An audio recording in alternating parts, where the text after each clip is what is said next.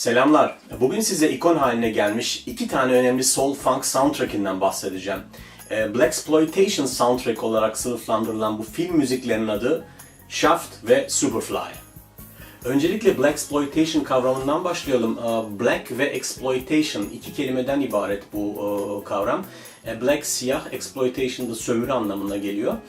Sömürü sinemasının bir alt janrı olarak da kabul edilen Blaxploitation 1960'ların sonunda başlayıp 1970'lerin sonuna kadar süren bir film furyası. Bu film furyasının başrollerinde siyah Amerikalılar bulunuyor.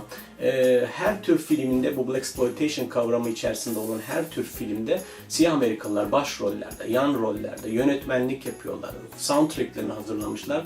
Yani her role bürünmüşler. Düşük bütçeli olan genelde bu filmler kısa zamanda çekilen aslında B tip filmler olarak da kabul ediliyor. Toplumun her kesimi temsil edilen bu filmlerde genelde basmakalıp bir takım kahramanlar bulunur ve bu kahramanlar da ellerindeki işte bir takım şiddet ve entrikalarla ipleri elinde tutarlar ve başrollere soyunurlar.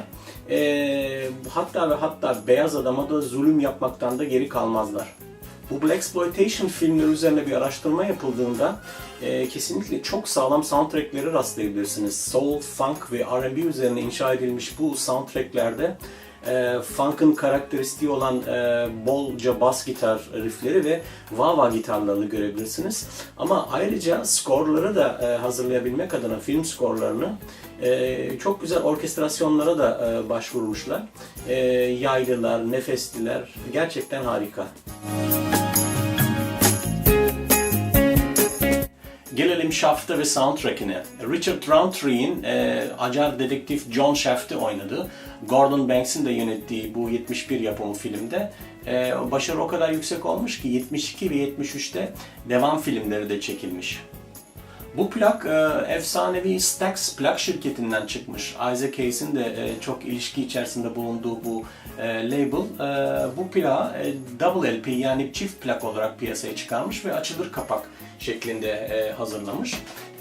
Bu albümde bütün şarkı sözlerini ve şarkıları Isaac Hayes yazmış. Bütün hepsini o üstlenmiş. Fakat ona katkıda Johnny Allen adında bir aranjör katkıda bulunmuş. Efsanevi funk grubu Bar-Kays bütün enstrümanları çalmış ve kendi grubu olan Isaac Hayes Movement'da büyük katkı vermiş. Bu Double LP'de 15 tane parça var. Bu 15 tane parçadan 3 tanesi sadece vokalle hazırlanmış. Bu vokaller de Isaac Hayes'e ait olan parçalar. Theme from Shaft, Soulsville ve 19,5 dakikalık Do Your Thing. Bunun dışındakiler film score türünde hazırlanmış ve Oscar ödüllerinde Theme from Shaft en iyi film şarkısı, en iyi film müziği ödülüne layık görülmüş.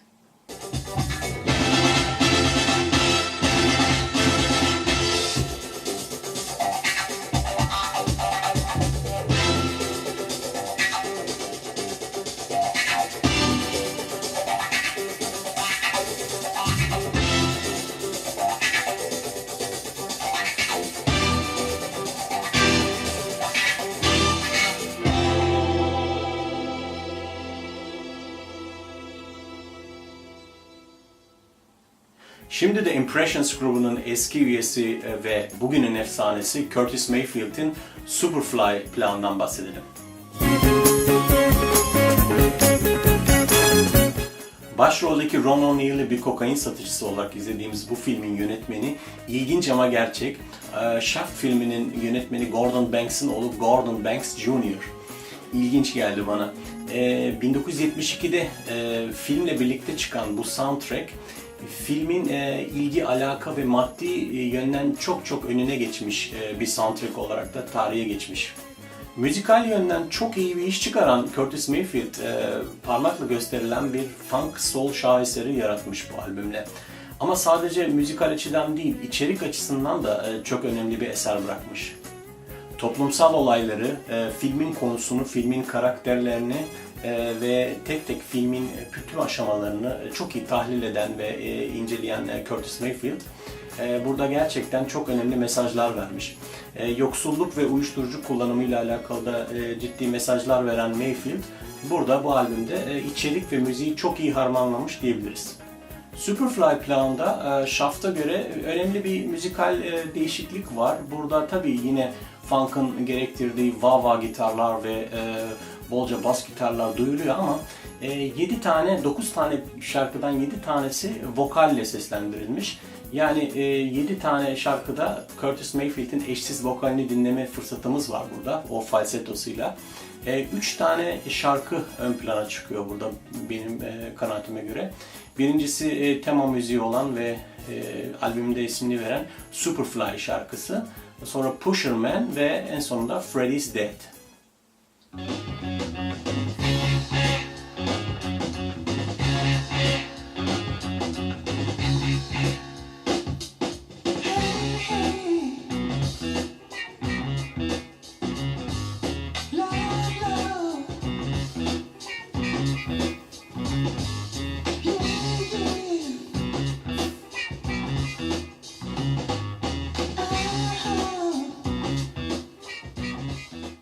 Arkadaşlar, Blaxploitation soundtracklerinin ardında birçok efsaneyi görüyoruz.